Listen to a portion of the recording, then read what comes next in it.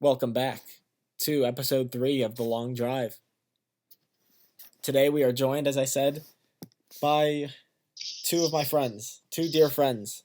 Gavin Schaefer, hailing from Pennsylvania, and Liam Maxwell, hailing from somewhere in New Jersey. Guys, you're on the phone. You guys are live. Feel free to talk. Say hello. Gang. I'm honored to be on the long drive.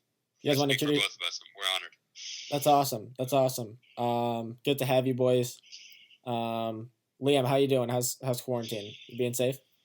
Yeah, we're doing well. New Jersey's governor is a liberal, so it's not as great as other states. There are stay-at-homes till indefinitely, they said. But I think I'm coming to Charlotte soon, so I'll get out of this liberal state. But other than that, we got our health, so I can't complain too much. Man, oh man. We are getting political today for the first time ever. Ever since my Bill Clinton comments about him being creepy. But it does seem that way, that the conservative states, just don't give an F, and we're opening back early, and I love it. We're free America, as Elon Musk said. Mm-hmm. I'm for it. I say give it a couple more weeks, at the most. But if it doesn't open back up by June, I'm done. Yeah, you can't. There's going to be a point where you can't stop people from living their lives. They're going to start protesting even more. Illinois is doing it's till May 30th, but it's craziness, man. But we'll get into some stuff later.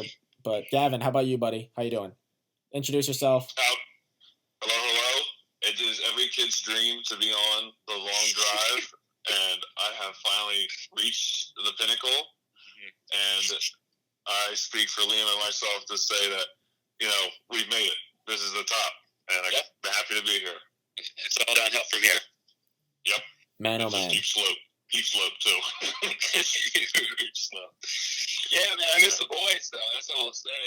I just miss the banter, the camaraderie that we used to have at Belmont Avenue. Now I'm sure Gavin's been feeling it the last couple of years, and now it's officially, I'm graduated.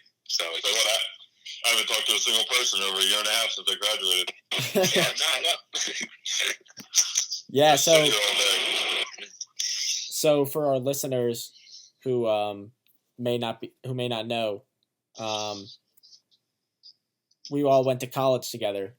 Gavin, I can't imagine there being any listeners who don't know all three of us pretty well, actually. But at least me and maybe Liam. Gavin, you haven't really met my Downers Grove crew, but anyway, the Belmont Abbey gang knows you. We got an audience there. I know it. Your listeners consist of your mother and sister, right? That's pretty much about it. Hey, all right, classic Gavin. And my mother and my brother and my family also avid listeners. We got some mothers. We got some mothers listening, no doubt. Mom podcast. Gavin, your mom loves it, by the way.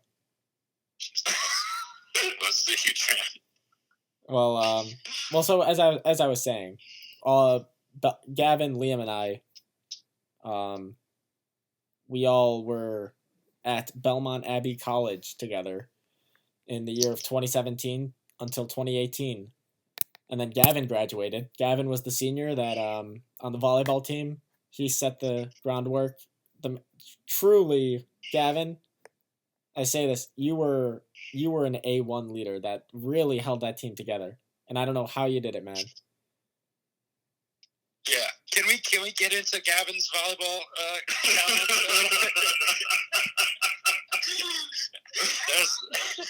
That was I was talking about. I was holding back. I'm just gonna be quiet and let him talk and see if we can avoid this whole thing. You knew it was coming up. That was gonna be my first thing I was gonna bring up.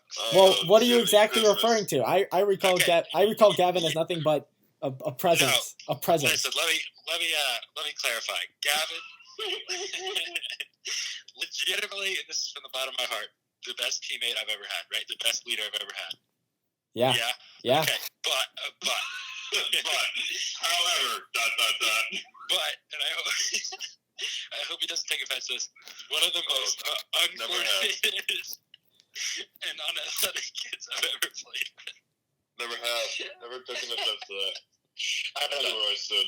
I knew where I stood in the totem pole. I'm done. Surprised you guys let me stay around for that long, to be honest.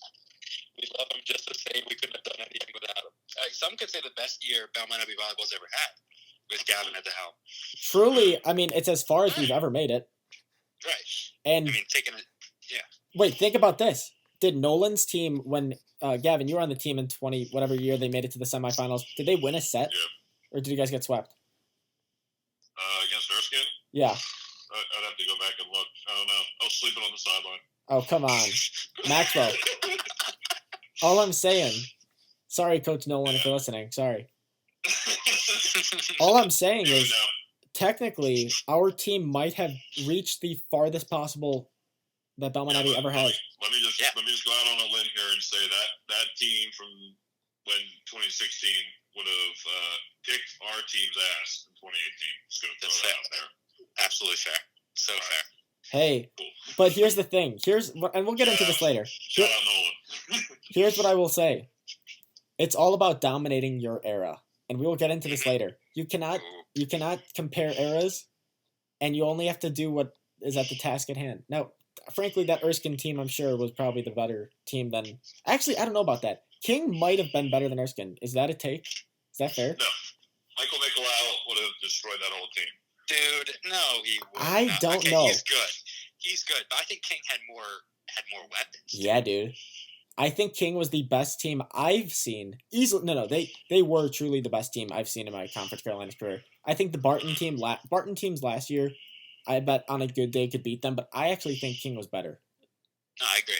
That was the best team I've seen in my 4 years. But again, I didn't see the Erskine team, but I know Nicolau was a beast. But I mean, so was Sprayberry, So was Nick Drucker, who I've had my run-ins with. Dude, they had the best middle of the decade, John Wheaton. Maybe the best setter. Top 4 outside. Mm-hmm. Right side, is he arguably top 3 outside of like all teams that played this decade? Right side? Top 5, probably.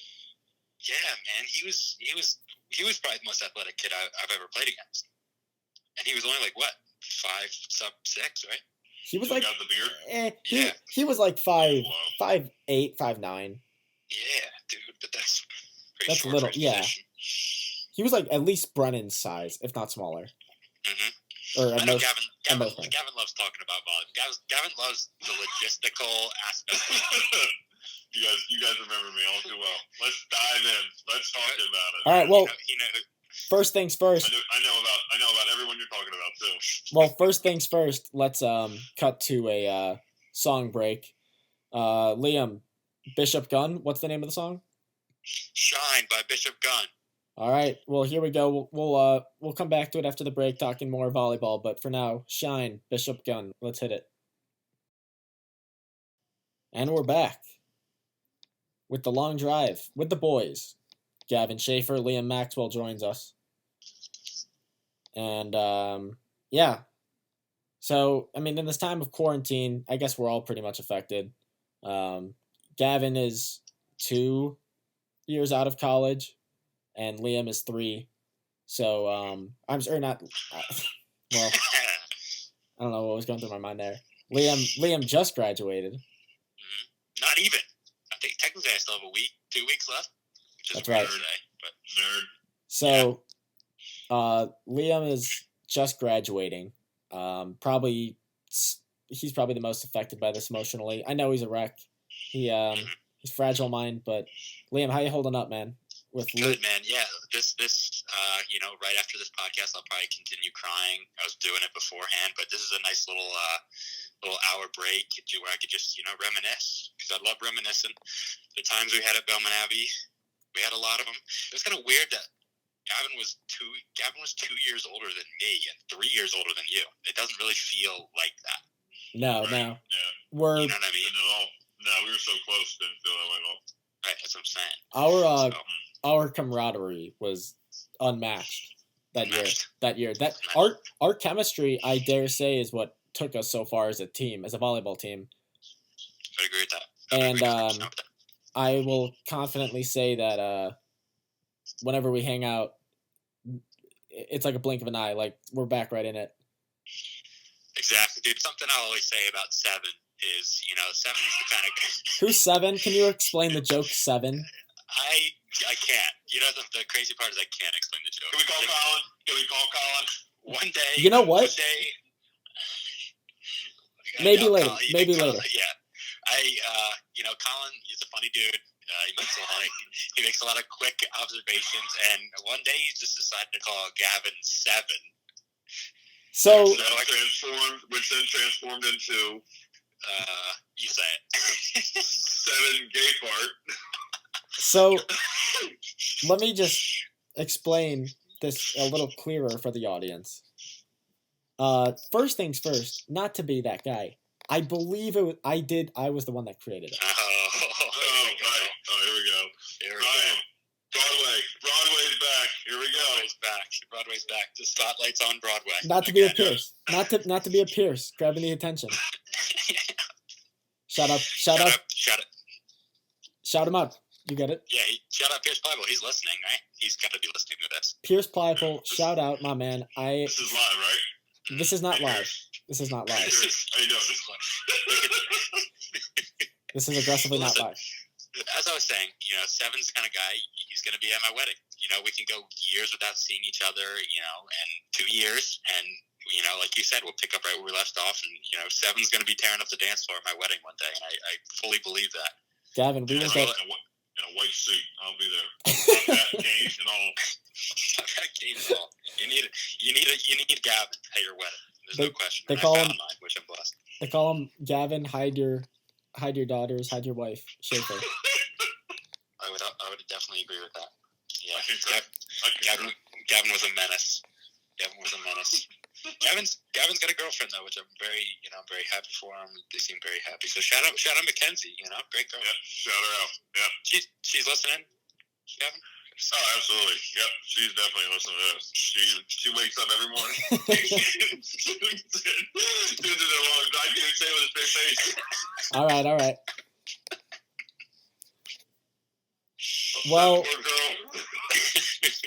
Well, boys, I say, what do you miss most about Belmont Abbey? Oh man, damn good. Just the atmosphere and the community that we were part of. Honestly, that's the biggest thing I miss, because everyone I went to school with, no one lives around Lancaster, Pennsylvania. So it was kind of like once I packed up my bag, I packed up 4 years of friendships. In a sense, because not going to see those people on a regular day basis anymore. So that was the hardest part, saying goodbye to those people. But I still have good relationships and outstanding relationships with you guys, Nolan, and the other guys in the alumni program. Plenty of guys I went to school with. I was just talking to some guys from lacrosse team today. So definitely friendships don't end, but it just sucks when you move away for 4 years. You make all those close friends, and then you just kind of chop that part off real quick. It just sucks, but that's the biggest thing I miss. Just the camaraderie, like you say, this banter that we can just go back and forth. And yeah. Well, no question. Right?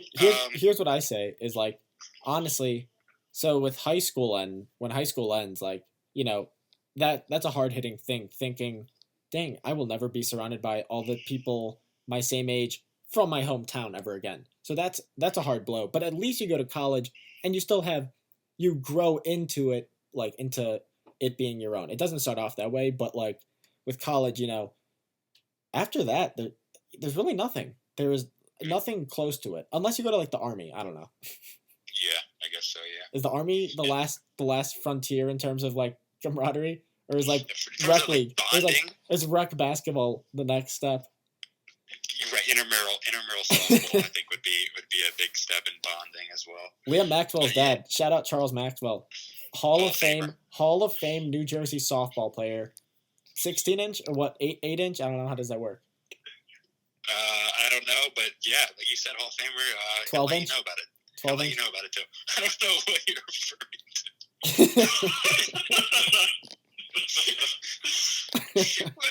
What is the inch? What is he, a 3-footer? Huh? I don't even know what that means.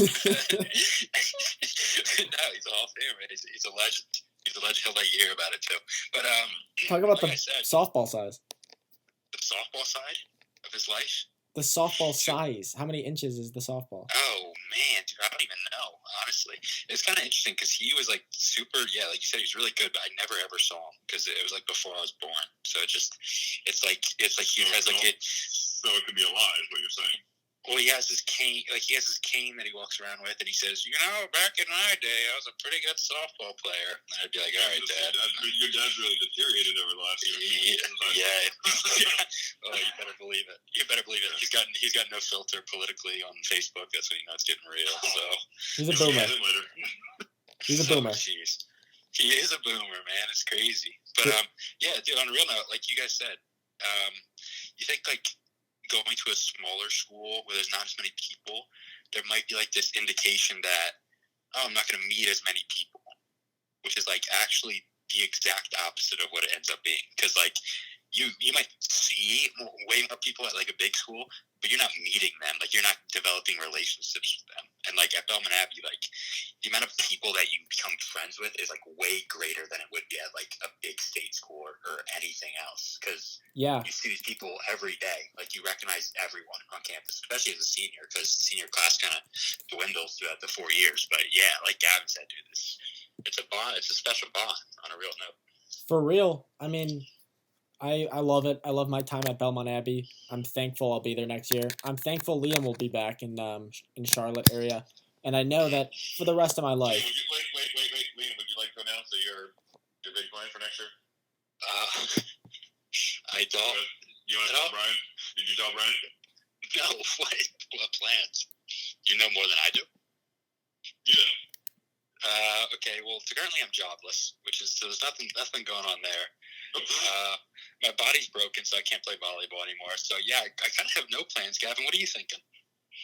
Gavin, very insensitive of you, but okay. Yeah, spill the beans. Spill the beans, Shafe. As if you're. I thought you were going back for a 7th year. Oh no, actually, yeah. Gavin, you're gonna make me do this on this podcast. So I am returning for a 5th year, but it actually is gonna be at North Greenville. Oh. Wow. Yeah, Brian, I'm sorry.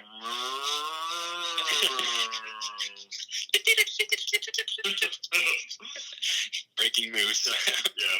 Part of my take. Yo, not feel there a bit. My intel has just tweeted. I've just discovered from my intel that Liam Maxwell is in fact transferring to North Greenville University. This is an exclusive interview with Liam Maxwell. Just breaking news. This might be the biggest news to hit Conference Carolinas since Sean Manzi's forced retirement. Wow, great segue. And since the, let's not. Brian, do you want to tell them who we have on the line? I am currently occupied. You can tell them. You can't just say these things and act like we know what you're talking about. McManaway, are you there? Matthew McManaway. I'm sorry, I'm done. Brian Long's biggest nemesis in college volleyball. Is that fair to say, Brian? Hey, you know what? That's fair to say. I think, yeah, that was you know what I compare that to? I compare that to Isaiah Thomas and Michael Jordan. Wow. Isaiah, great segue. Isaiah Thomas, great guard, dominated the league. He was a part of the Bad Boy Pistons, you guys know. Mm-hmm. And here comes this up-and-coming middle.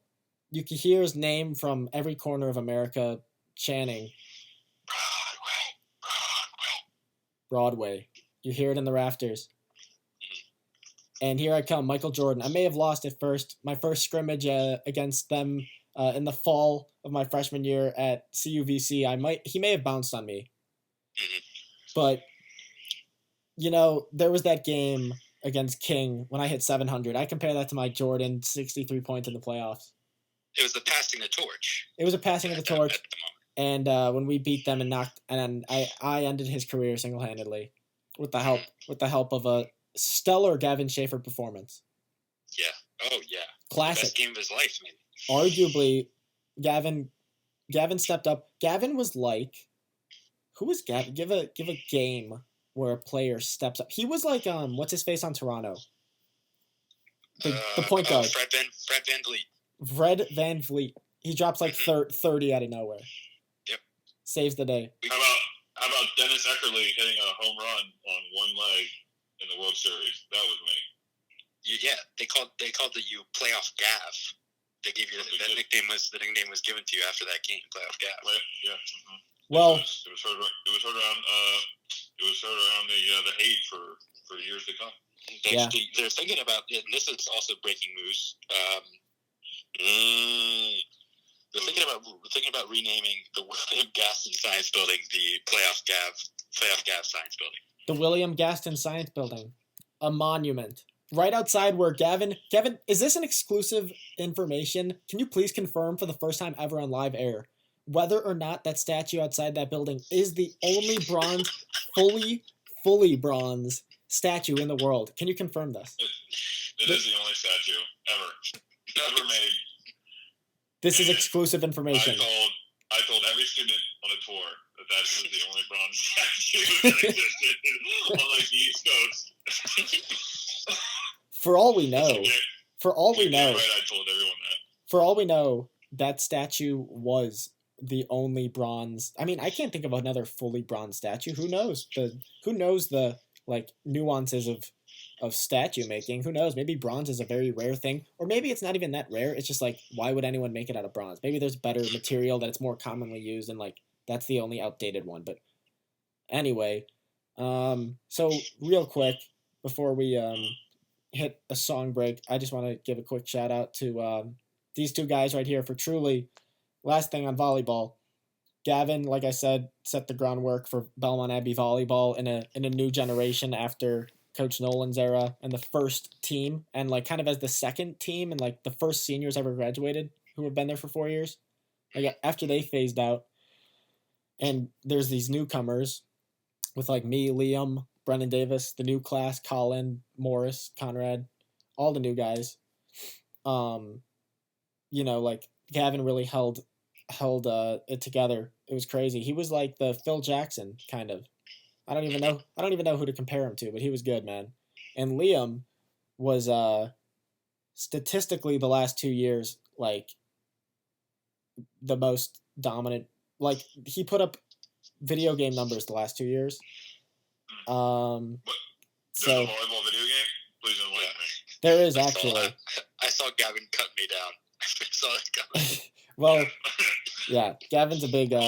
He's a big. Calm down there, Brian. Yeah. Well, here's what I'll say. Keep him humble. You guys have been so great to me because you always you'll crap on me every once in a while, and I'll be like, I guess that stupid grin on your face right now as you're talking. I'll say, maybe I guess I'm not that good. Like every time that Gavin would say, "Hey, good game, but Nolan's still better than you, and he always will be." So that was always something. That was always something I could always. That was a fair comment that I would make after we would win a game. That would be a legit comment that I would be saying to Liam as we would be walking back to the dorms. And I would be like, wow, that was a really nice. That was in the grand scheme of things, that was a nice thing that Gavin just said to me. So that kind of explains our relationship. Well, that's pretty fair. Our coach, Nolan, was a beast at Belmont Abbey, but I would compare that to Jordan passing it to Kobe. I think that's a good analogy. Is that fair? Wow. Very similar, same role, same work, like same load, same mentality, and You want me to go there? What? Well, here's what before Gavin says something dumb. Here's what I'll say, Brian. That's like the fourth or fifth impressive segue that you have given us this podcast. So, and yet we still have not gotten to that topic. Right. But I was about to say something, but Gavin cut it off like a dumbass. But Brian's planting the seeds. All right, now I'm done. Go ahead, Gavin. I'm good. Go ahead, bro. Well, perfect. I think we could get into a song here. Where let's see, Gavin's choice right now. Ain't No Rest for the Wicked, Cage the Elephant. Great song, beloved track in the indie world and rock world. So coming up next. Can I give a shout out to when I saw this live senior week. The year was 2013 in Ocean City, Maryland. They did a live free concert on the beach, and I saw this song live, and it was wild. Wow. You know what? That's actually kind of dope. 2013. You saw that this song was like probably 3 years old, but that's still like before Cage the Elephant was. Actually, that was right. That was actually like right when Cage the Elephant was becoming like big, big, and well liked. So that's pretty cool. Cool story. Cool story, bro. Tell it again. But anyway, here we are. Ain't no rest for the wicked. Right after this, we're gonna get into our top 10 NBA players of all time. As you can tell, as I've alluded to, we're gonna rank them 10 to 1. You're gonna want to stick around for that. Here we go. Cage the Elephant. All right, and we are back. That's a crunchy song. Good pick, Gavin. Um, and like I said, we are about to get into the meat of this podcast. So buckle up. If you're an NBA fan, you're gonna wanna grab your notepad, grab a pen, and put some earmuffs over your wife's ears because Gavin Schaefer is about to get spicy. I could tell. So anyway, as I said, we're about to go. I'm gonna start us off. I'm gonna rank my we're about to each rank our top 10 NBA players of all time, and I'll go 10 through 6. And I guess the right way, I guess like we're not naming. You could probably name like the top 10 best like NBA players ever, and you would probably name a lot more modern athletes. I'm going like a combo. I'm going a combo. Like this is my way. The 10 guys who dominated the league the best in their period of time. It's not like a comparison of like, well, Kevin Durant is probably a top 5 talent ever, but is he a top 10 greatest? I don't know. He might be one day, but like, who knows? Maybe not now. Some of you, I don't know if you guys have him in there. You don't have to say it, but that's like an example. That's an example. I like that. So like we're going like top 10 greatest careers / like best players.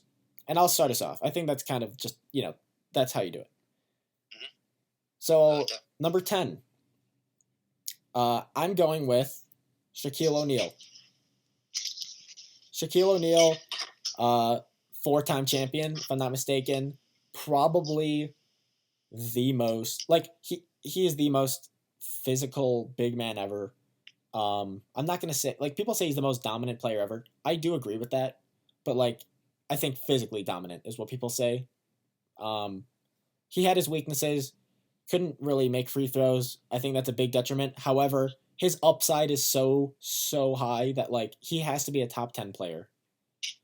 And I could see him going higher on a lot of people's lists. I just think it doesn't really matter where you fall in the top 10. It's a pretty big compliment if you're in here, so I don't even think it's that bad that I say he's number 10.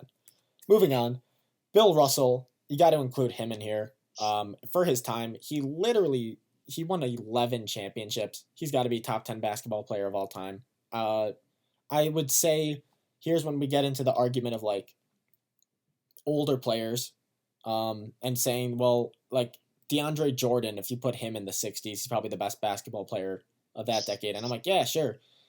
But that's unfair because if Bill Russell was so athletic that if you put him in today's era with like today's training, you can't tell me he would still stand out like that. So that's my thing. He would still rise above most people, and he'd still be very, very good, and if not dominant. That's what I'll say. 11 rings, can't dismiss it. Number 8, I'm going Tim Duncan. He also is just a dude that like I have to put top 10, and it's a combo of greatness, consistency, and the ultimate goal of winning. I mean, the dude won 5 NBA championships in the modern era, the hardest era, from 1999 till 2014. That's amidst seeing some of the greatest athletes in NBA history, some of the best players ever. And winning 5 is just inexplicably good. Can't deny it. Was an automatic bucket. Like, literally, give him the ball and he will give you 2 points. He will cook anyone. He was so good with his footwork. I just can't see him falling outside the top 10. But there's guys with higher upside. I just think his consistency and consistent greatness is worthy. Number 7. Magic Johnson. I think I personally didn't dude was sick. Dude was absolutely sick at the time. He still is. I think I would probably say he's the best point guard ever. He's the highest point guard in this list, so I think that's a great compliment. He's the best at his position. I just think like there's actually no knock against him. I mean, his career was cut a little short, which is not his fault, but kind of, because I mean the dude had AIDS, but whatever. Jesus, Brian. I mean, it's not I don't know. It's an I feel you know what I mean. It's not it's not his fault, but it's I mean his career was cut short, and it was so that sucks. That sucks. I feel bad, but whatever. I didn't mean that wasn't a weird thing. I'm just saying it's not like he was a victim. He didn't get shot. Whatever. Whatever. Dude was sick. Moving on. It was on one of the greatest teams ever, multiple times probably. You could pick a few of those Lakers teams. What, this 80, 81 Showtime, or which year was it? 82? Those. Yeah, I want to say 82. Yeah, yeah. Kareem and him, yeah. Yeah, I mean he was just dope right out the gates in the NBA. He was dope. Number 6 though, I'll leave it here. Wilt Chamberlain, dude. How about this? You cannot tell me, dude. Wilt Chamberlain is, I think, the greatest athlete in NBA history. He literally was 7'1", had a 45+ inch vertical, was faster than Olympians. The dude was an Olympic high jumper, and literally would outbeat sprinters in the Olympics. So they say he would jump and grab pennies off the top of the backboard, which is 12.8 or 13 feet, something like that. I don't know. What? Dude, they said he could touch above 12.6. I believe it. He's bigger than Dwight Howard and could jump higher. So, I mean, I just think he's the greatest athlete ever. You put him in today's NBA, he's probably the best big man. So, and he won twice, I think. I don't... Someone can crunch the numbers. I don't have them pulled up. Off the top of my memory, he won twice. But the sad thing is that he got kind of just outbeat by Bill Russell in the 60s and 70s. So that's. But his athleticism, I think, if he was in Bill Russell's position, he would do the same exact thing. But Bill Russell was just fortunate to be on the better team. But yeah, so that's my 10 through 6. Liam? I like that. So out of those 5, I have 4 the same, I'm pretty sure. The only one I have higher than you have, or that's in my top 10, but not in your top 5, is Magic Johnson. I have Magic Johnson a little higher. But Fair. 10 for me was Wilt. And the debate could go on forever about, he was playing against, you look from film back then, and the game is so slow. And he looks and he is like a giant, right? Like you said, his athleticism is unmatched, and it probably would translate pretty well to today. But the dudes he was playing against were they looked bro, they just looked unathletic. Dude, we could hang with them easily. Exactly right. Exactly, that's what I'm saying. They just didn't. They looked like average guys. They looked like they had 5 dudes that they found on the side of the street, and they're like, "Hey, you want to play basketball?" And they're like, "Yeah, sure." And then you throw in Will, who's 6'11", so no, he's 7'1". He's 7'1". Jeez, so 7. Yes, yeah. That's huge. That's stupid. And the numbers. I mean, numbers. If you're a numbers guy, and you're looking strictly at the stats. You can say he's the greatest player of all time, but obviously he's not. But the dude averaged 50 points and 26 rebounds. Yeah.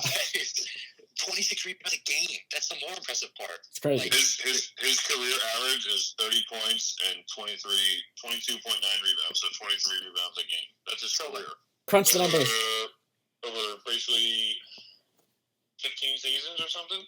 Yeah. So, the dude puts up numbers, and I'm not going to knock him for the era that he played in, like you were saying. So, he definitely deserves top 10, but he's only 10 because of those reasons that I said. His competition was pretty brutal. Number 9, I have number 9. I have Shaquille O'Neal. Yep. Dude, in my opinion, as Brian touched on, dude is the most dominant player of all time in his prime. His highlight reel is actually the most enjoyable thing to watch of any basketball player ever. Because the dude straight bullies kids. Like Jordan and LeBron and like Kobe all have like the finesse. They got the shots. Shaquille was literally a man amongst boys in the same way that Wilt was, but in the 2000s. Bro, Shaq was a beast amongst other beasts. Like a better. Shaq was like 500 pounds. He played against the best big men ever. Like the 90s had the best big men. Yeah, no question. Right, with Hakeem and but and he wrecked them. The dude wrecked. Yeah, he wrecked beasts. Like you said, he was a killer. And I'm a big clutch guy. This dude. Here's some stats for you, the people listening. Write down these notes. Okay, I'm interested. 2000 finals. In the 2000 finals, he averaged 38 points and 17 rebounds and 3 blocks a game. Video game. That is one of the most impressive stat lines in a finals I've ever seen. Maybe the most. Like I haven't done the extensive research, but that's like stupid to me. That's usually talked amongst some of the greatest finals performances ever. 38, 17, and 3. No doubt. He's easily top 10 for me. He could have been even higher.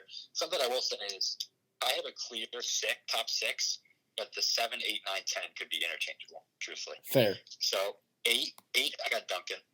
Just as you had, Bri. Yep. I got Duncan. The dude, he's not flashy. He's not a sexy player, as you'd say. But he got the job done, man. And his rings speak for themselves. He also, he had a great supporting cast on those teams and a great coach. But he was the guy for, I'll say 4 championships, because Kawhi was kind of the guy for the last one, I'd say. He was the guy for 4 championships. So, that speaks for itself. And the dude it's kind of neat what I've been seeing is like, we lived through Duncan's, really good years.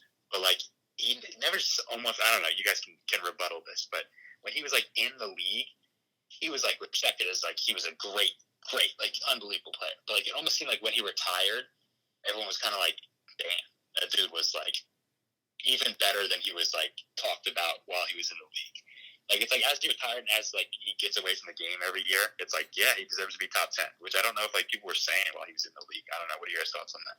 No, definitely not, because he wasn't flashy. He was the most basic player in the world. He was that guy that would get you 18 points and 14 rebounds and 2 blocks, and everybody would be like, yeah, but half of those were free throws and the other half were layups. You know what I mean? Like, he was so, that's his nickname, was the big fundamental. Like, he was so monotonous and quote-unquote boring to the typical person, because they didn't, anyone who doesn't really watch basketball probably watched him and was like, dude, that guy is good, but, no one would ever deem him great. You know what I mean? Yeah, so I thought that was cool about Duncan. I think he's getting even more respect over the years.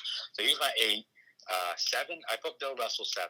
And again, dude, never saw him play, obviously, but I think winning is the most important thing about anything. And that's why, in my opinion, we'll get to this later, LeBron's, he's not in the upper echelon for me, man, because he wins, but, like, he doesn't win like some other guys that we'll talk about in this list. Like, winning is the thing. Yep. And the man won 11 championships. So, that's literally, I don't even care to look at his stat line. The dude won 11 championships. He belongs in the top 10. That's actually unheard of. Yep. So, that's all I'll say about Bill. And at 6, I got Larry. Legend. Wait. Can I say one thing? Yeah, go ahead. Sorry. Bill Russell averaged 15 and 22. 15 points and 22 rebounds. He averaged more rebounds. Wow. But again, different stat line, or different era, but that's kind of funny. And they didn't track blocks back then either. No. They do say he was a like he's the best, one of the best defensive players ever. Yeah, good point. And that's a good point too, because the guys on this list for me are not only like sick offensively, they're like elite defensively. All of them. Bill Russell's career high in points is 17. Come on. But his career, Stop it. No, career high for points is 37. But his career high for rebounds is 49 rebounds. I can't read. Getting old. Guy's getting old. Dude, you are terrible at crunching the numbers. That's nuts, though, man. I need to put my cheaters on. So six. I got Larry Legend. Yes. Best player on, arguably the best couple. That's another debate for another time. But best player on the 80s, 70s, 80s, 90s Celtics. top 5 team ever. Top 5 team ever won. I don't even know how many championships. A lot, enough to. 3. Are they still leading the most championships in the NBA all time? They have 7. The Lakers, so. They have 17, and the Lakers have 16. And Larry Bird won 3 championships with that team. Okay, so the dude was a walking bucket. The greatest story I've ever heard about Larry Bird is the time he walked into the NBA All-Star locker room. He was just about to do the 3-point contest. I don't know what year it was, but you look at the dude and you're like, he doesn't trash talk. He was like one of the meanest trash talkers ever. He walked into the locker room and says to everyone else sitting there about to do the 3-point contest, he says, "Y'all are playing for a second." And that's all he said. The dude's a killer. No doubt. I would argue, obviously I'm speaking on a whim because I didn't watch these guys day to day. I think it was known that he was a trash talker. I guess physically, I think that's what you mean. Look at some straight appearance. Just a white boy from Indiana. He just seemed very calm and simple. But the dude, dude, if you watched him play, he was filthy and he was rough. Dude, he wrecked dudes. Mm-hmm. He would body guys. There's an interesting debate between him and Kevin Durant, and no cap. You gotta go Larry. I think Larry would get in his head. I agree. I would go Larry. I would. Yep. But KD's more but KD. I'd go KD. One on one, sure, KD. But who do I want for my team? I'm going Larry. KD is kind of a locker room presence, I think. Fair, man. Yeah, the dude wins. And I think his teammates loved him, too. How about this? First year, I think his rookie year in 1980 or 1979, 1980, I forget. He led the Celtics were not a dominant team before he got there. Did you guys know? They weren't for the after Bill Russell left, they were bad, and then he got there and they were automatically. I think they won the NBA championship that first year as a rookie, and he was the best player. Think about that. Against Magic. I think against Magic and Kareem. Damn. Yeah. So that's mine, Gavin? Yeah. So my lists are obviously very similar to your guys. Just switching around the order a lot. I do have one different one compared to what your guys' list gave. 10, I got Bill Russell. And 9, I have Wilt. And I'm just going to say them both at the same time because same reason you guys did. I didn't watch either of them play. I don't understand the dominance. Christ, there's not even film.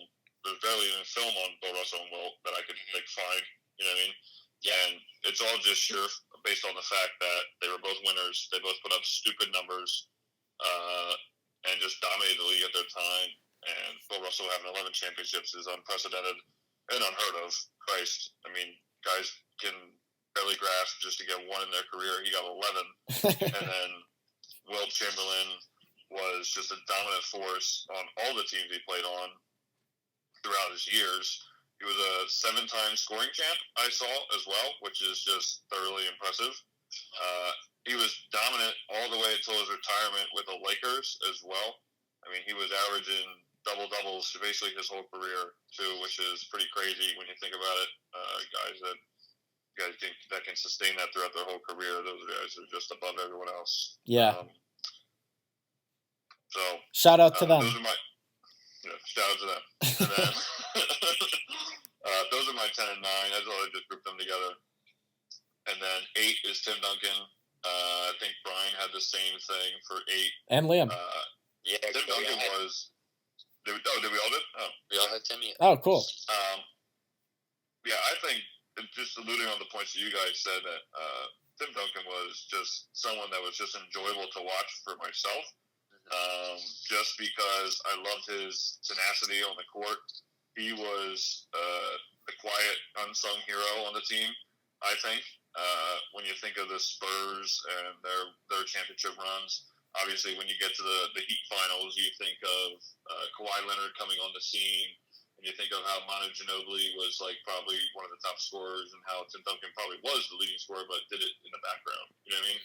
And it's crazy to think that someone who can lead the team in scoring and still be doing it in the background every year just because all he does is hook shots and fadeaways, nobody really talks about him. You know, he's kind of like a Dirk Nowitzki type.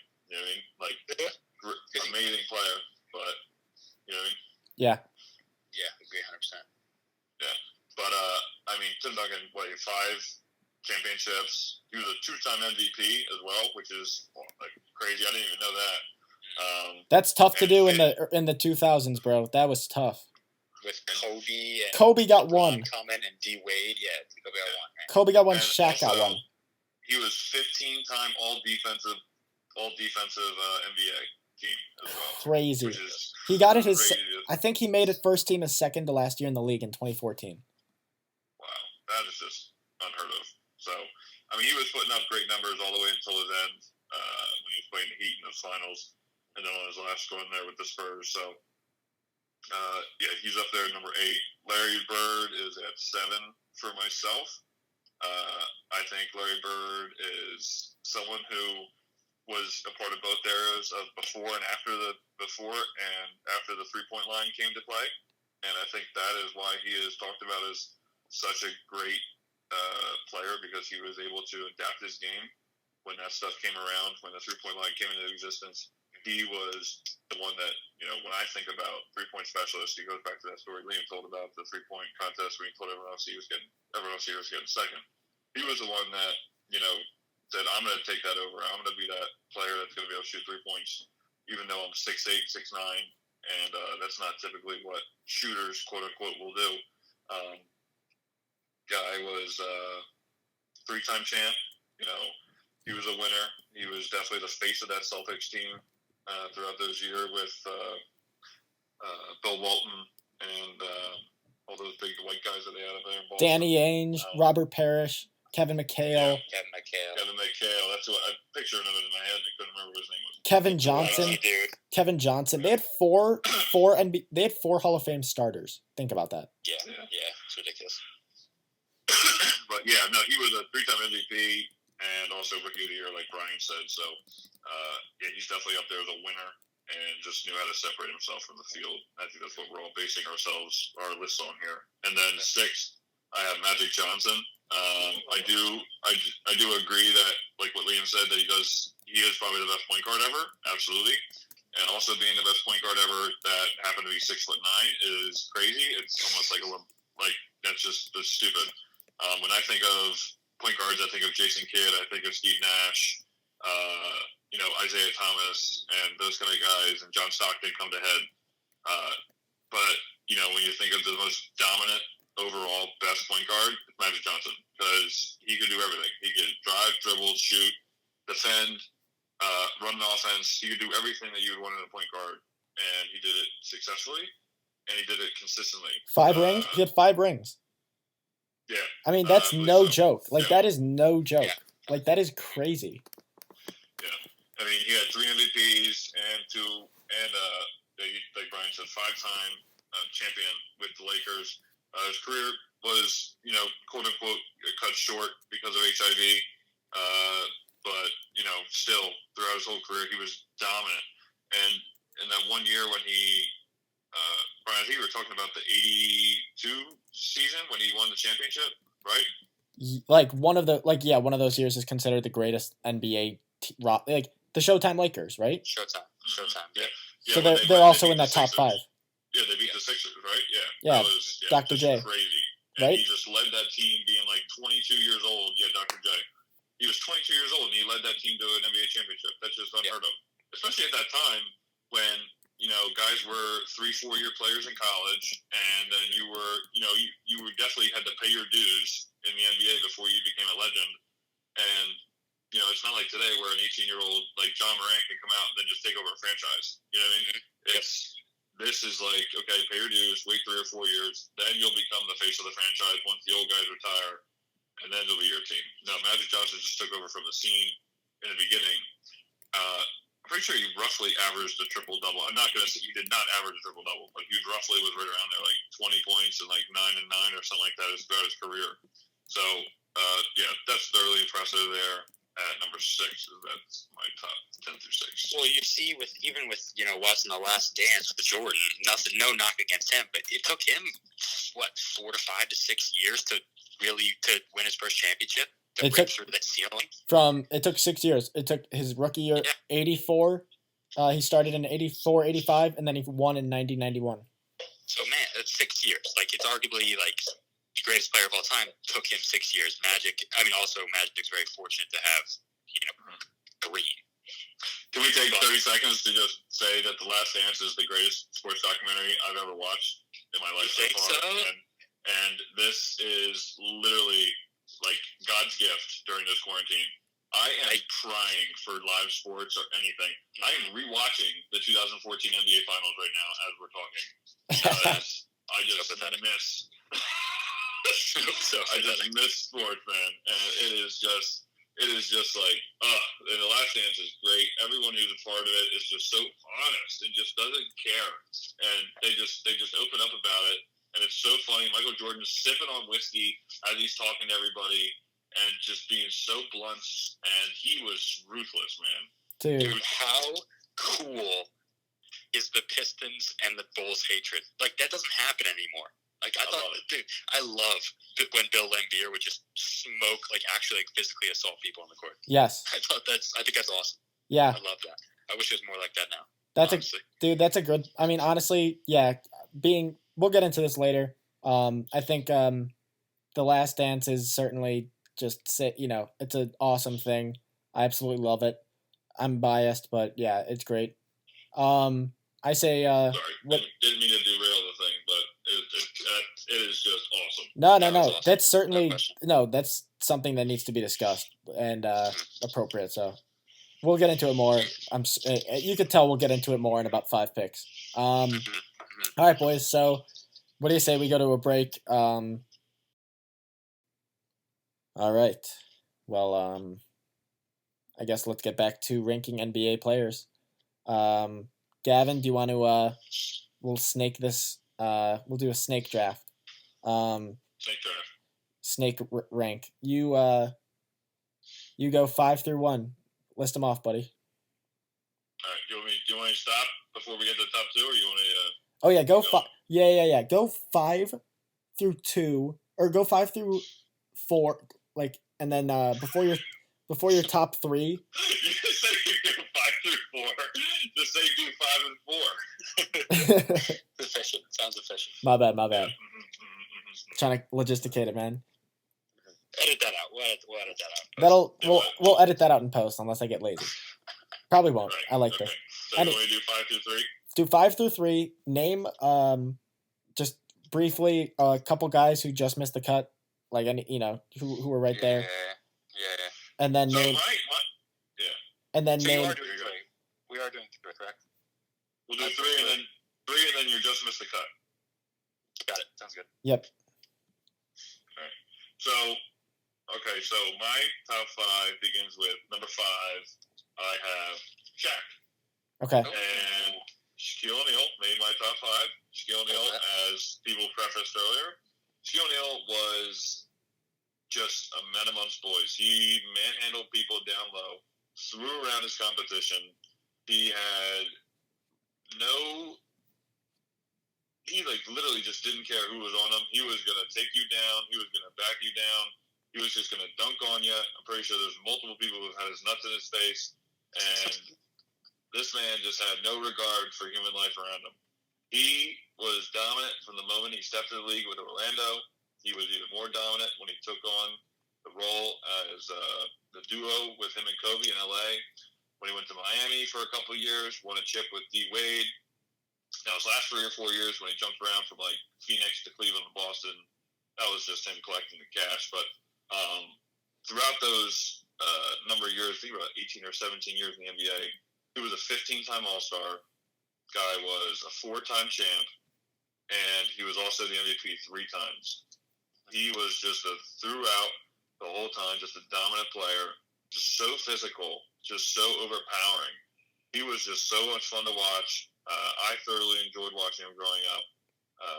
He was a man amongst boys. That's the easiest way to say it. My intel is confirming he had a lot of people's nuts were in his face. Multiple. Or I'm sorry, his nuts were in a lot of people's face, I should say. Good report. And may I also add something? I think arguably my favorite highlight ever is that time. I don't know who he dunked on. Chris Dudley. He dunked on the guy and then blatantly pushed him to the ground. Yes. That was the sickest thing I've ever seen. Like, that wouldn't happen today. Wasn't that like the big white guy from Portland? His name is Chris. I think it's Chris Dudley. Let me crunch the numbers here. Confirm. You look that up. Next on my list. Next on my list is number 4. We have the R.I.P. Kobe Bryant. Number 4. Yeah. Okay. Maxwell's favorite player, Black Mamba, the number 2-4, number 8, Jesus. He went by many names, but this guy had the, as they say, Mamba mentality. He came on the scene in '96. Thank God he got traded to LA, because if he played in Charlotte, I don't know if he would ever became anything. Worst franchise in the NBA. Still is. I wasted so much money going to Charlotte Hornets games. It's not even funny. That franchise is a joke. Michael Jordan is an embarrassment that he can't figure that shit out. Sorry, that's my little. That's my rant on the one. Ruining his legacy. Some would say. Ruining his legacy. It's an asterisk. It is ruined. I don't even think Michael Jordan's making my list anymore because he's not in my top 10. He is not in my top 10.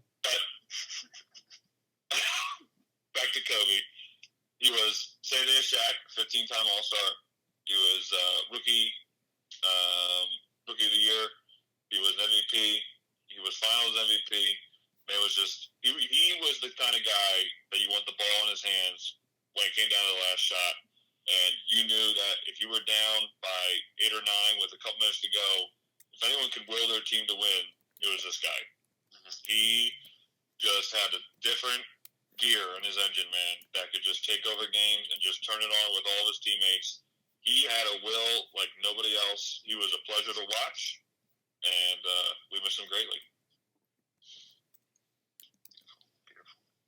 All right, move on. I'm crying here. We'll talk more Kobe. Just move on. Number 3, Kareem Abdul-Jabbar, also known as Luau Sindor.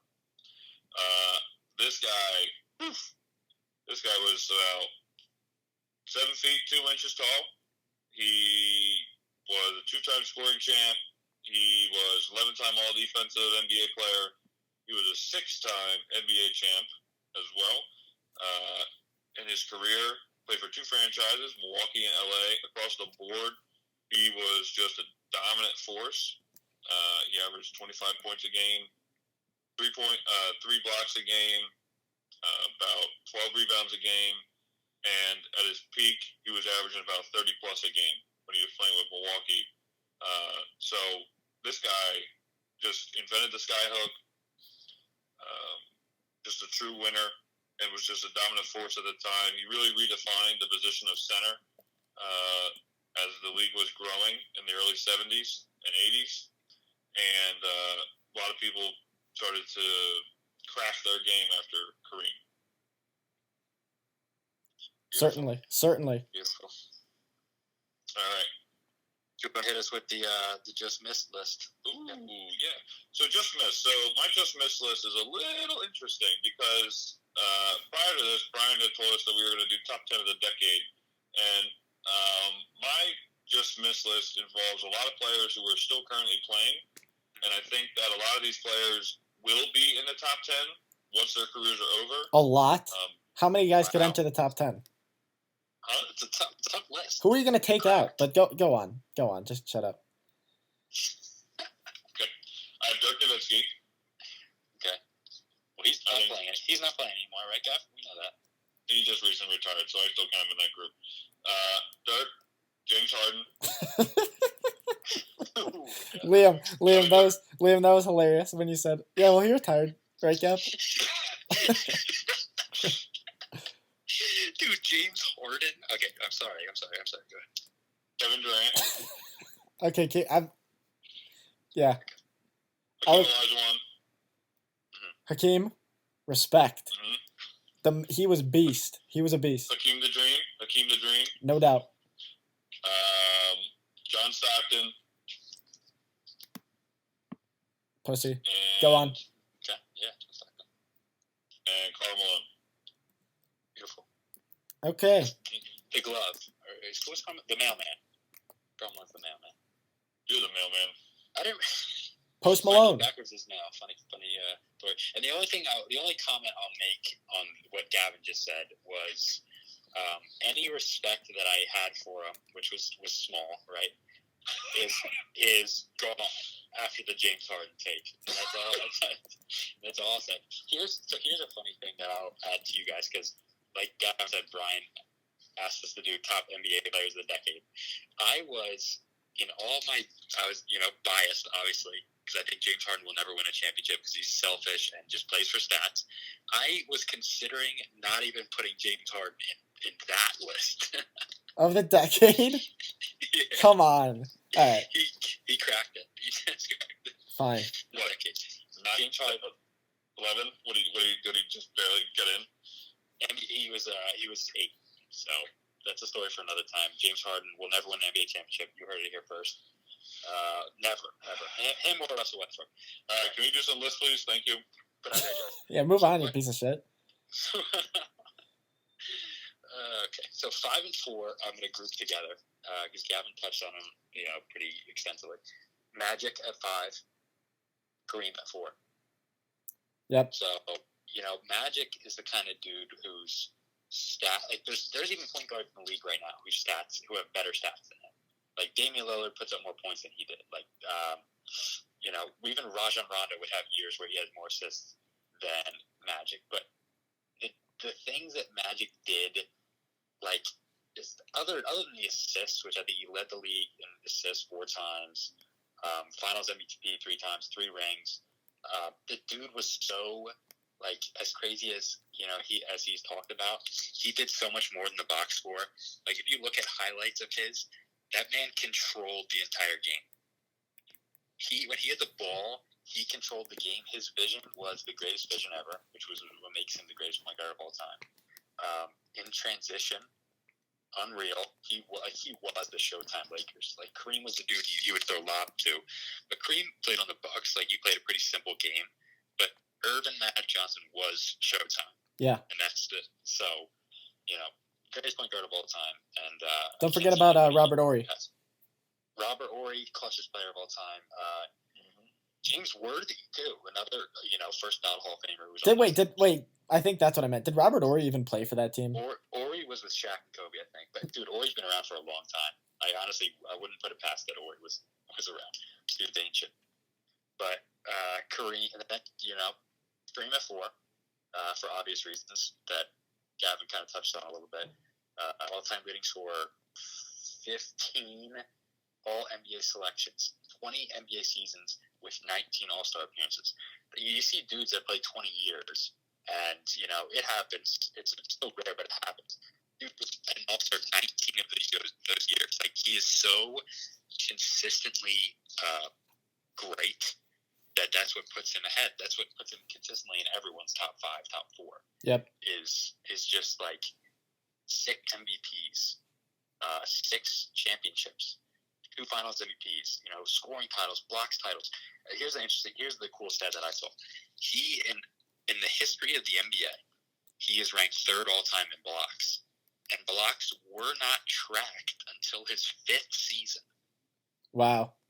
So the dude, I mean, you could assume that he'd be the all-time leader in blocks as well as points, which is crazy. So, and one of the only dudes who literally a rule had to be changed.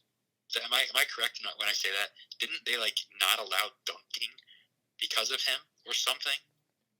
Like that's kind of why he developed the baby or the sky hook. They're literally all right, this dude just dunking in college or something. He was dunking and just dominating kids, and they're like, all right, we're gonna need to change some rules. So he's like, all right, I'll just do a sky hook over everybody. Yeah, maybe. So he was that. I mean, he was that transcendent. Like he changed the way basketball is played. One more, right? Gavin, did you name your number? You named your number 3, right? Yeah. It's Kareem. So this is where it gets interesting, boys. This is where this is great. This is where he becomes the asshole. This is where the listeners are gonna be like, all right. I know all the listeners. Gears Fly will probably he's going to be like, dude, why the heck did you put this dude a third? Why did I listen so long to this? Pierce, why are you listening now, right? Number 3, LeBron James. Okay, LeBron James doesn't crack my top 2. Hey Brian, I gotta go. Dude. All right, Liam, go on. Go on. Listen, let me just have my point. I mean, you can leave after this if you're not satisfied. Dude, the bum. The dude, if not for the clutchest shot in the history of basketball, Ray Allen. Ray Allen's 3. Oh my God. Correct me if I'm wrong. You're wrong. He'd be 2-6 in finals. Is 2 that correct? 2 and 7. 2-7. He would lose one. Dude, I mean, he's like, that is a horrible finals record. Okay, all his stats are great. I mean, he's in the top 3 all time. Like, you can say all you want about his stats. Like, they're incredible. But he didn't have that edge that, spoiler alert, my top 2 have. Yep. Kobe Jordan. Oh my God. So it's all about your record in the finals? It's all about your edge. How about all the years that Michael and Kobe didn't even get to the finals? This man's over here just wiping away his competition. Listen. Hey. We'll get into it later. Hey, listen up. Listen up, bucko. Okay. So you're 7. He's in the top 3 all time, That's pretty darn good. Right? I'm not saying he's bad at basketball, okay? Top 3 all time in the NBA. I'm just saying there is a tier that he is not at because of his mentality. So what if he hypothetically, say this whole Corona thing doesn't happen? So say they won the championship this year. Where would you rank him then? Would he ever step in front of Kobe? Or what's it going to take for him to get in front of Kobe? Huh? We can do hypotheticals all day here at 7. But the fact is, with all due respect, he probably was going to win the finals this year, in my opinion. Like, I think they had the team that could win. And he would have won the MVP. Yeah, okay, but guess what? He didn't, man. And we have to, and when we're looking back on this, we have to factor in the coronavirus season. Like, we can't just be like, we can't just chalk it up and be like, oh, LeBron won that year and he would have won the NBA Finals, but he didn't. You know what I mean? LeBron was having a top 5 season for his career, and that's unfortunate. But it is it's going to factor in, and that's not the main reason why he's 3, obviously. But I'm just saying, it could go 1, 2, 3 for most people, in my opinion. Dude, something I'll say is Bleacher Report. I don't know if you guys are looking at this. I was doing my research. Bleacher Report's all-time player list, right? Where do you think Kobe Bryant is? Probably. I could see him somehow being like 5 to 7. 14. When was it written? I don't know, but Steph Curry's 10. So before after he died. Come on. Holy cow. Well, that says it all. All right, I gotta go. Wait, Liam. All right, move on. Name your just missed. Okay, my just missed. Well, certainly not James Harden. I think a just miss for me would be Steph. I think, and the only people playing right now that I think could crack the top 10, and I think KD will crack the top 10, if not already. I think he's the most unguardable player of all time, in my opinion. That's another topic of debate. Yeah. But as far as how long he is and just how much he can do, he'll be in the top 10, and he could even go as high as, I mean, sky's the limit for that dude, depending on what he does after his injury. Yep. He could pass. Larry Bird. A lot of people. He could pass a lot of people if he starts winning, a little bit more. Tim Duncan. Steph, I think will crack the top 10 depending on what he does. After this supposed injury, I think he's just sitting the year out. But he was sitting the year out. He didn't want to play because he knew I drafted him in fantasy. Yeah, that's exactly why he's like, I don't want 7 to win anything. You're playing fantasy basketball. Gosh, wouldn't be the first time. Fantasy basketball. Steph will be in there at some point. And then the other 2 names I wanted to mention, shout out, was Dirk, the greatest foreign basketball player of all time, in my opinion, and Hakeem Olajuwon. Respect. Cool. So our lists were pretty similar besides James Harden. Yeah, but that's a pretty big miss. Once his career is over, you'll see. A swing and a miss. Yeah, he's got the stats, man. But it's just he'll never. Can you really put someone in the top 10? That's a conversation for another day. Go ahead. Move on. Let me say one thing. Can I say one thing? Sure. This is a rhetorical question. Can you put someone in the top 10 who never won a championship? No. No, you can't. You absolutely cannot. Brian, continue. All right, my turn. All right, number 5. Larry Bird. Dude, if you are watching The Last Dance and you see all these legends from the 80s till the 2000s talk, they say how they admired and grew up watching Larry Bird. People who watched him at the time knew he was no joke. He won 3 times. I understand like the argument of like I think he could be certainly surpassed, and I might have maybe misjudged this ranking. He honestly, I could even on some days he might be like around 8 through 10 for me. I don't know if he ever might crack top 5, but in this list he does. I just was feeling it. I think he's top 5 after hearing him being spoken upon by Michael Jordan. Michael Jordan, I trust that man. I trust dudes of that era. I do trust the guys of the 90s a lot. They were bad dudes who knew basketball. And Larry Bird was one of the baddest of the dudes. Automatic, one of the wettest jumpers ever, top 3 shooter ever. He won. He was physical. He played defense. He made his teammates better. Incredible vision. Incredible passer. Underrated passer. Like, obviously you see the highlights of him. He was flashy, but he was so damn skilled. He would literally make guys look like fools. And he was a white dude who can move that well. So number 5, Larry Bird. Number 4, I'll explain this, and I don't think it's a knock. It's Kobe Bryant. He literally is just. Here's why he can't. I don't think he's in my top 3. So he won 5, right? And on 3 of them, he wasn't the best player. So that's a big thing. He is. Good job, Ryan. That's a big thing. I think that gets overlooked, and that's not really a knock because it was more like 1A and 1B. Like Shaq, he won all 3 Finals MVPs. So it's like not saying he was better than Scotty. Okay, yeah, he was. Actually, I don't know about that. Like in the early, I'm not even gonna get into that. Whatever. He was really, really good, and. Probably the best NBA career of any player ever. I will say that. He had the best career. And that's different. He had the most legendary career. He is made like in terms of longevity and in terms of winning. In a modern era, it's tough. And dude worked as hard as Michael. Same person. And here's another thing I'll get into. I think with when you look at the best players of all time, you have to look at who came before them. And you can't have LeBron if you didn't have Kobe. And you can't have Kobe if you didn't have Jordan. And so these players build off each other. You cannot have one before the other, like before the generation before them. And so I just think the OG, like a lot of times, like in those cases, like you gotta nod the cap to. But with Kobe. I mean, it's a good reason.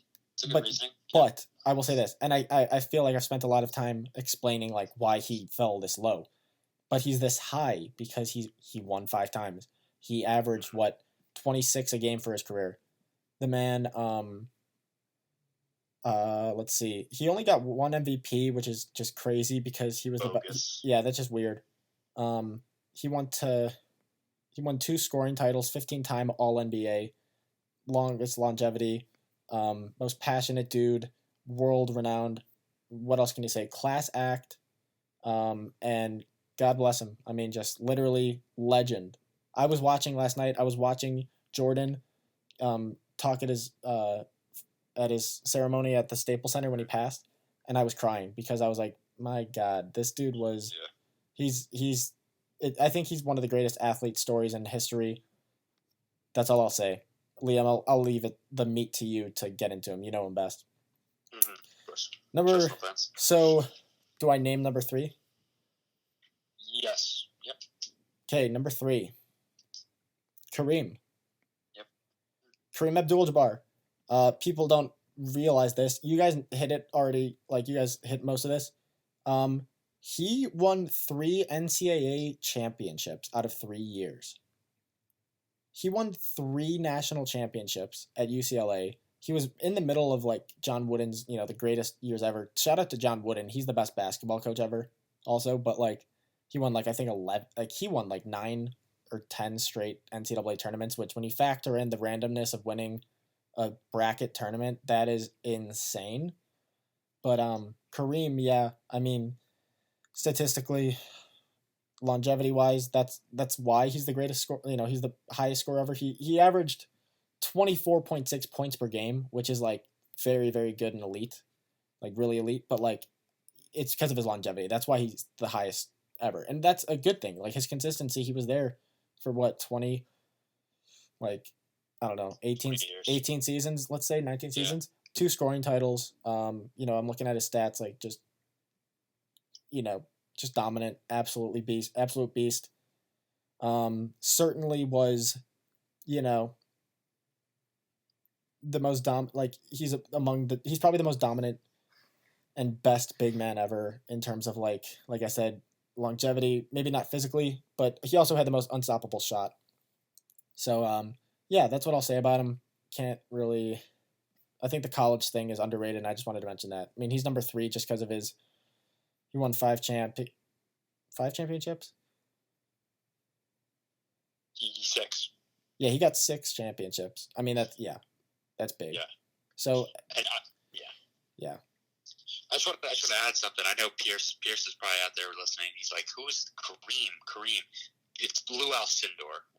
Pierce would know him better as. So that's just a shout out to Pierce. Oh yeah, Ferdinand Louis Alcindor Jr. So that's what I'll say. Yeah, Kareem just greatness, and you can't deny greatness. He won, and that's what you got. So my just missed. I'll go through this real quick. Dr. J.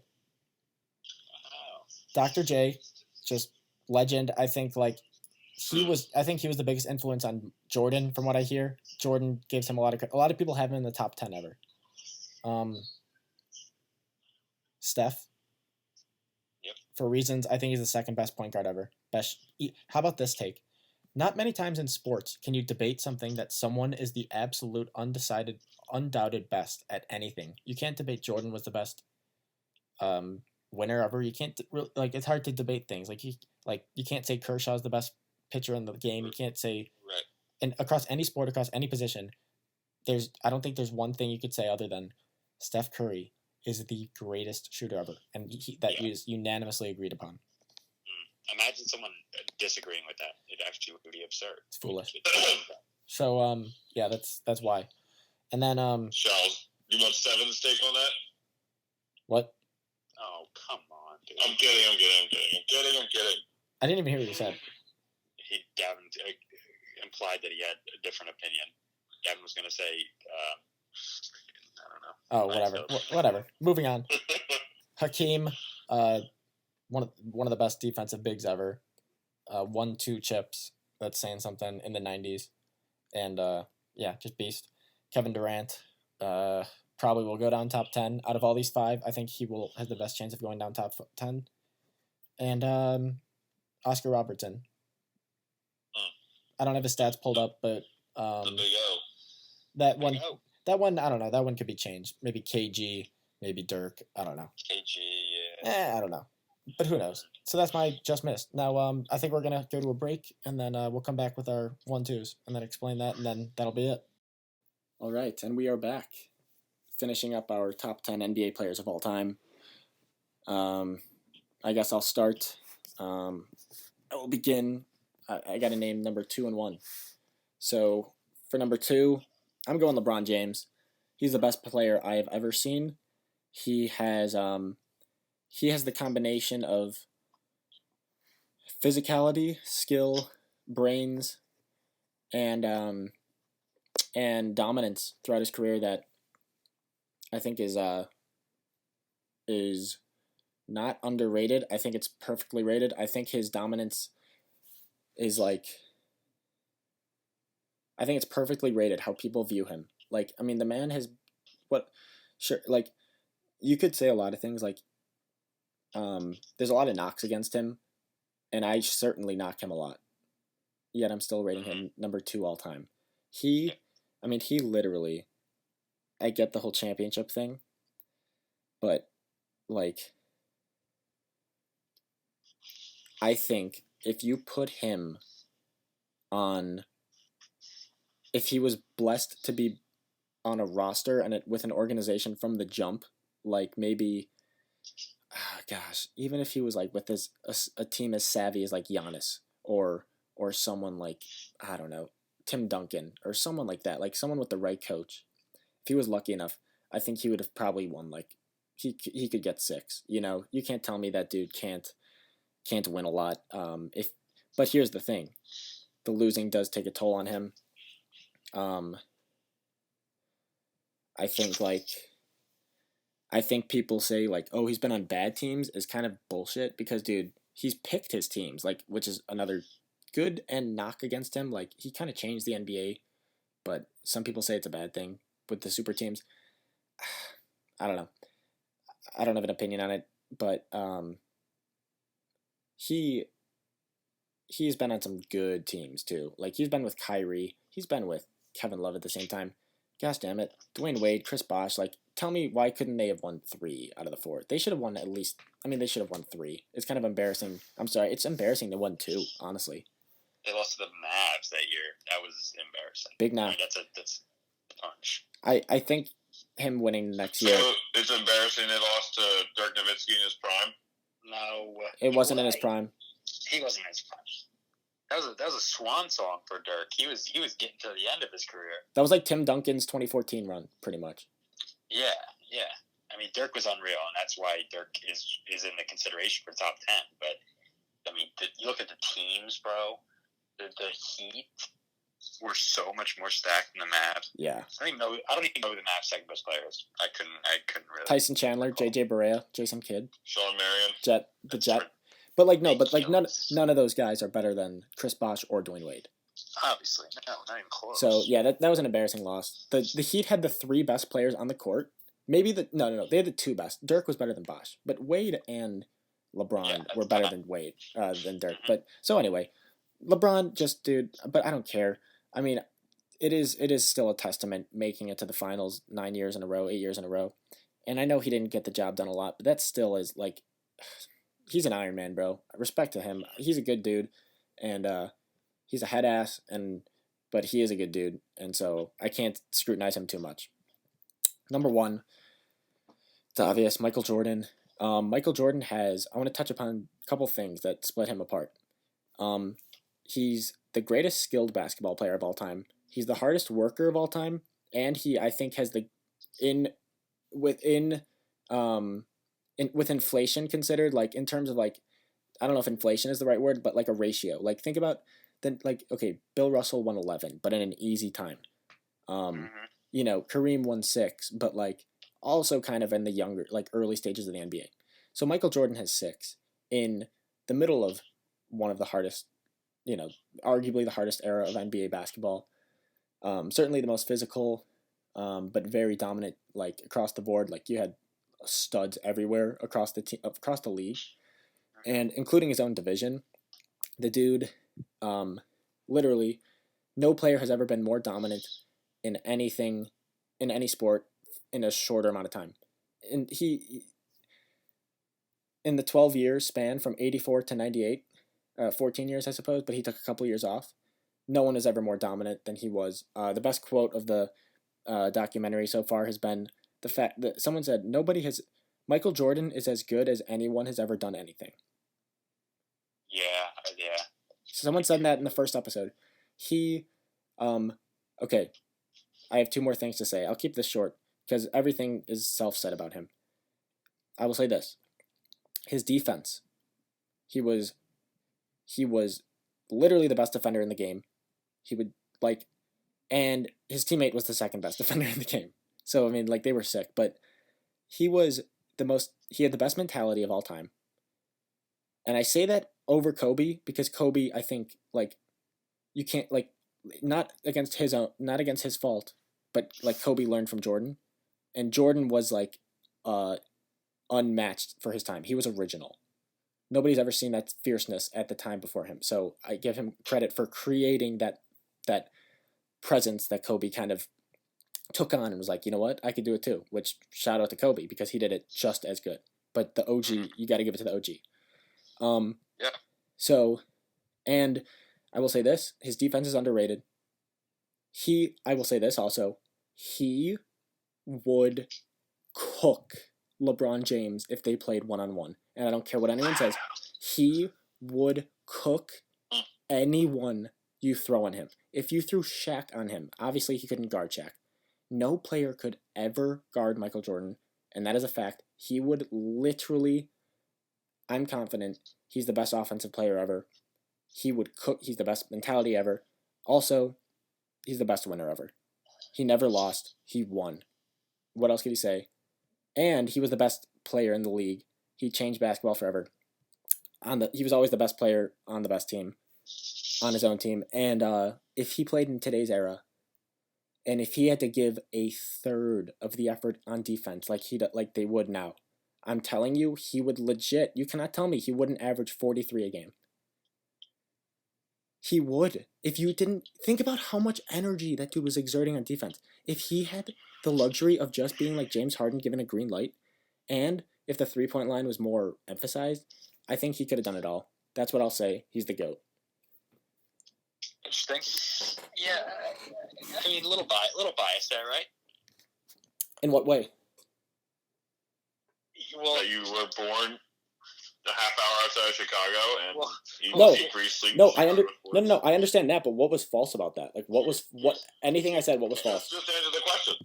Here's what I'll say. Okay, let me add some levity. Okay, so Brian, you said he would cook anyone, no one could guard him, and that's a fact. So that would be an opinion, right? Yeah. Yeah, that's an opinion. So would be the work ethic. Obviously. The work ethic thing. He said he was the hardest worker of all time. Dude, I'm sorry. I will answer that. Are you watching the documentary, Gavin? I'm watching the documentary. And you're telling me that's not like pretty much generally agreed upon? He's like the hardest worker ever. I'm pretty sure Kobe, LeBron, and all these guys in the top 10 work just as hard. But he's had the most success. Like I don't know. Fine. That's an opinion. It's an opinion, but I think that's like agreed upon. So this is something I think that's worth noting because my dad or my brother, I was watching my brother, and he said the same thing. He was like, dude, you're gonna tell me Jordan's not the GOAT? Which, spoiler alert, my list is up next, but he is the GOAT in my opinion. He is number one for me. But I had to say this. I said, you know what? Yeah, probably. But do you think this documentary is gonna make him look bad? No. This documentary is going to show the greatest parts of Michael Jordan. You can't say that because there's multiple opinions throughout this whole documentary so far that have said, like, Larry Bird compared him to God. Like, that's just not normal.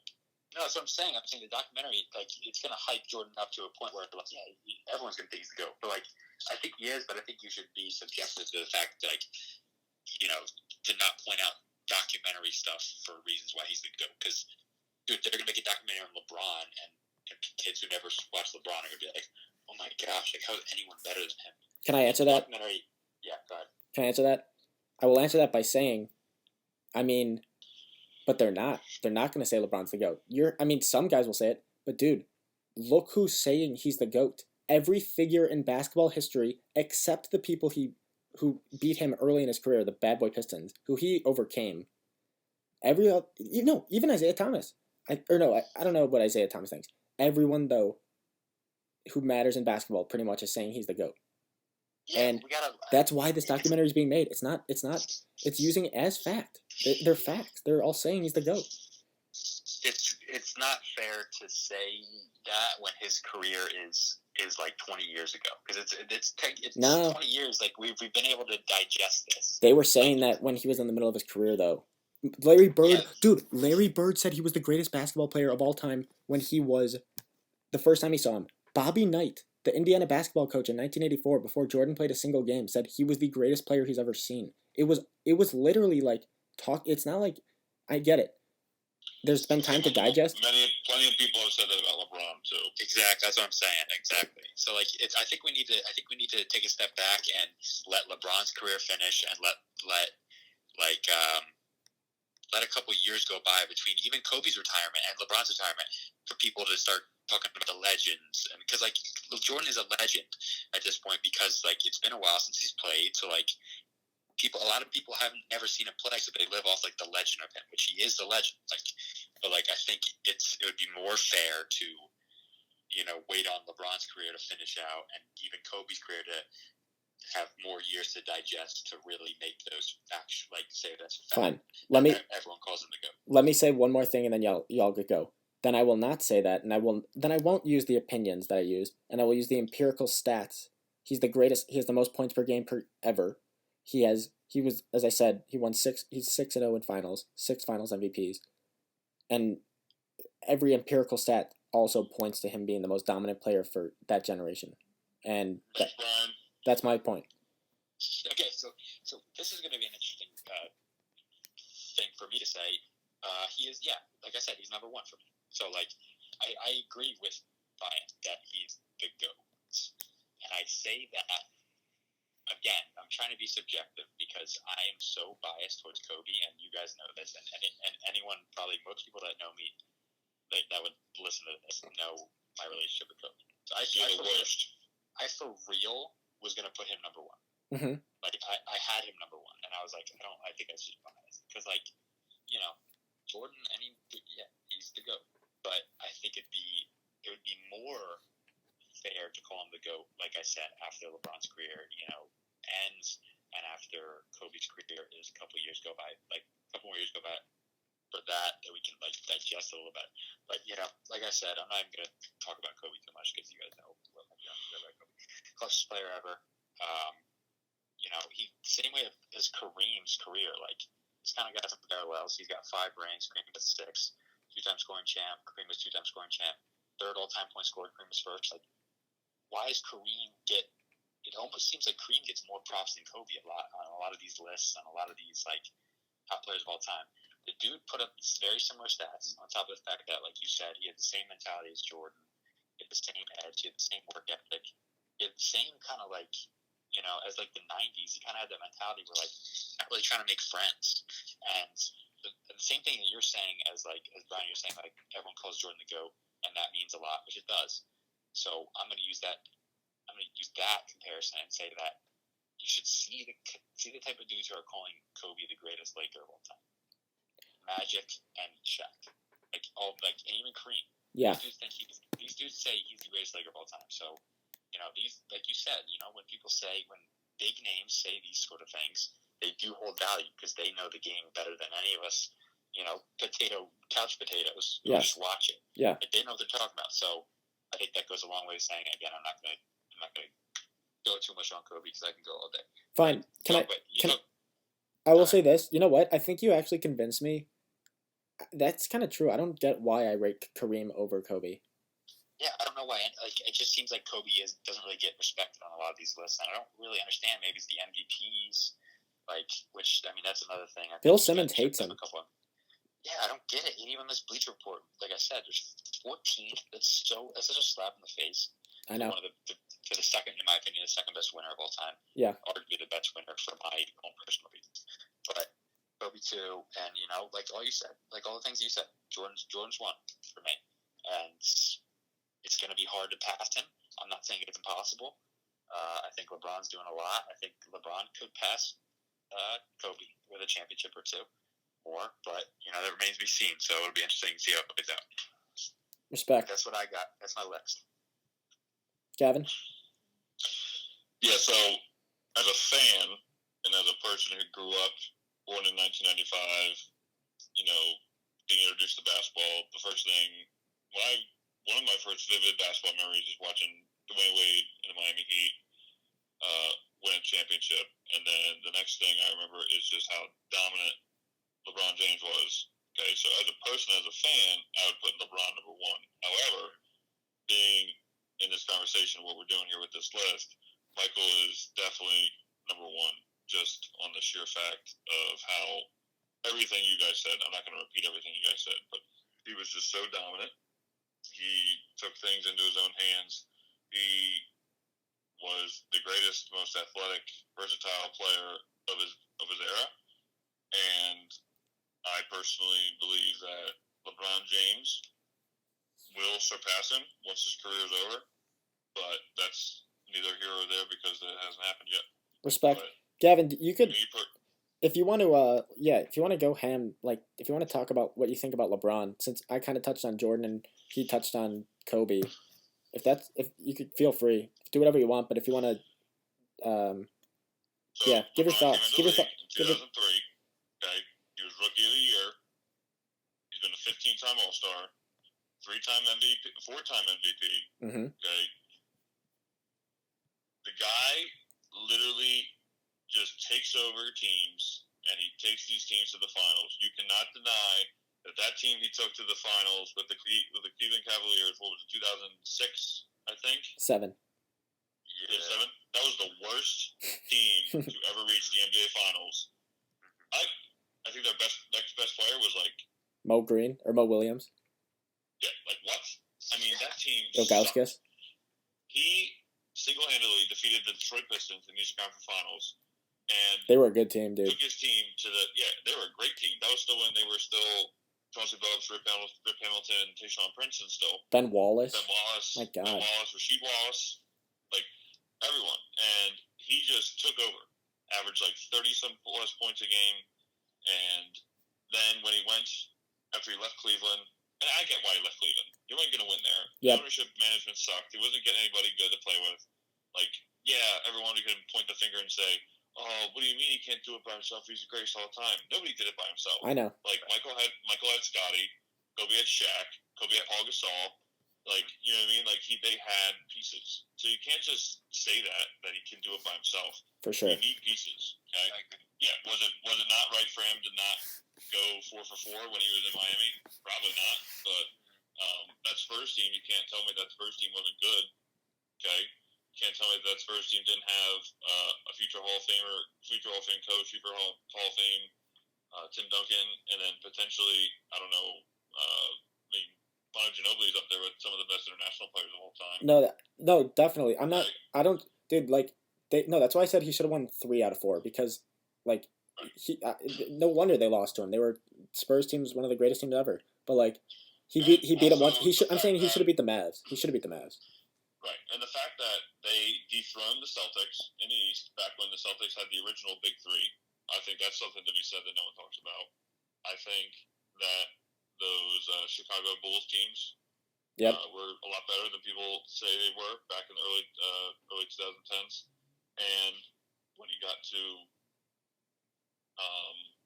back to Cleveland, I think that it's preposterous to say that he should have won some of those finals because nobody was beating the Golden State Warriors. Agreed. Nobody. The fact that he even won a championship against the Golden State Warriors is beyond me. Dude, that is crazy. You know what? You're right. And that just proves to me that he is on a different level because that's going to go down as up there with the '96 Bulls. You know what I mean? Yeah. Yep. Definitely, I think his greatest achievement, his single greatest achievement, is winning a championship in Cleveland. That's absolutely fair. The other thing is that he's going to be top. He's going to probably be top 3 or 4 all-time scoring. He is top 10 assists, and he's going to be top 10 rebounds all time. Wow. The dude's a freak. Okay? The dude's a freak. Yep. I don't know where he's on steals, but I'm pretty sure he's going to be top 10 by the end of his career. Yep. And he averages 27, 7, and 7 for his career. I think the lowest points he's ever averaged was like 25, and that was when he was in Cleveland. So it's like that. This dude, I don't know. My opinion, LeBron James is the best, but I can't say that he is right now due to the mere fact that Michael has 6 rings. Michael went 6 for 6. Michael was a very dominant force, and he was the NBA, and he was the first person to make basketball around the world.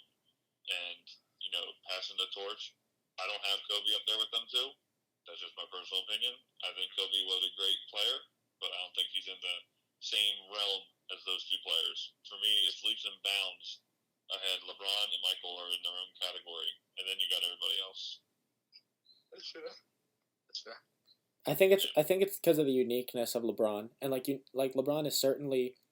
I think people could say he's like probably if you wanted to create a basketball player, that's probably what you would want in every exact way. So like he probably is the most talented individual like ever, I don't like understand physically. why he gets hated on so much. I The dude literally can I speak on doesn't this? do anything wrong. Can I speak on the LeBron hatred? Please. I think it is perfectly fair. I think it's good when there's an enemy in the NBA, and I think he rightfully so was an enemy in the early 2010s when he like leaving Cleveland wasn't bad. Whoever was in charge of doing that charity thing, I get he no, I get he made money, but that was I mean that's why Cleveland fans hated him. If he did it like Kobe and he wrote a letter and was sincere and was like, "Listen, I love you guys, but I got to go."